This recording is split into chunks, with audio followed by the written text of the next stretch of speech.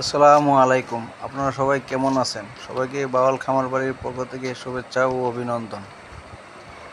আমি আজকে আপনাদের দেখাবো আমাদের খামার বাড়ির পশু পাখিগুলো।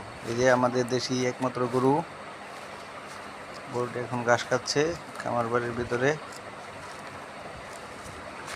এবং খামার বাড়ির ঘাসগুলো অনেক ঘাস হয়েছিল, গরু একলাই সব খেয়ে ফেলেছে, খেয়ে খেয়ে সাদা বানিয়ে ফেলেছে। সবুজ আকৃতি ছিল, এখন সাদা হলুদে হয়ে গেছে। এখানে একটি আমাদের দেশি ছাগল আছে।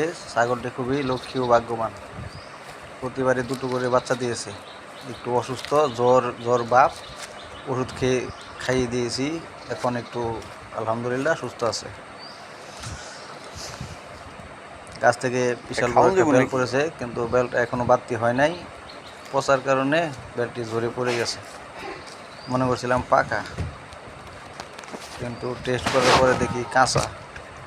এই যে একবারই খাস করে, কিন্তু বেলটি একদম কাঁচা বাহির হয়েছে। এবং দেখতে পাচ্ছেন আপনারা আমার নতুন শুরু করা চীনা হাঁসের খামার।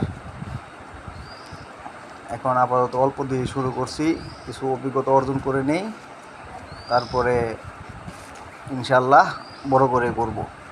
এবং চীনা হাঁস পালন করতে আমার খুব ভালো লাগে। আমি পালন করার আগেই অনেক ভিডিও দেখেছি, অনেক প্রাথমিক যে ধারণা, অভিজ্ঞতা, খাবার দাবার, ওষুধপত্র যা কিছু আছে না আছে সব খুঁটিনাটি বিষয় নিয়ে আমি দেখেছি। ছাগল পাতা খাচ্ছে, বৃষ্টির কারণে গাছ ভিজা, তাই তারা বাহিরেও যায় না, কিছুই খায় না। এখানে পাতা দিয়েছিলাম, তারা সবাই পাতা খাচ্ছে। এই ছাগলগুলো জরাজীর্ণ দশা ভিতরে আটকে রাখার জন্য, তাদের জন্য ভুসি এনেছি, দানাদার ফিড এনেছি। এখন দেখতে পাচ্ছেন আমার সবগুলো হাঁস একসাথে, এবং খুব সুন্দর করে তারা খাবার খেয়ে বসে আছে।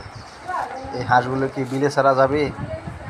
আমার পাশে বিশাল বড় বিল, আমাদের নিজস্ব বিল, ড্রোন ক্যামেরার মতো দেখা যায়, কিন্তু এখনও আমি তাদের বিলে ছাড়িনি। মাত্র 3-4 দিন যাবৎ তাদেরকে এনেছি।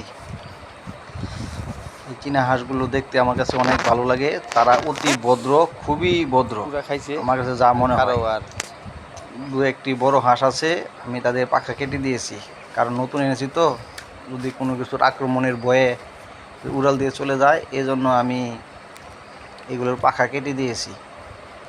3টা পাখা রেখে নিচের 4টা পাখনা কেটে দিয়েছি। এবং চীনা হাঁসগুলি অনেক ভদ্র, তারা একদম শান্ত স্বভাবের, তাদের খাবার নিয়ে বাড়াবাড়ি নেই। সবাইকে ধন্যবাদ।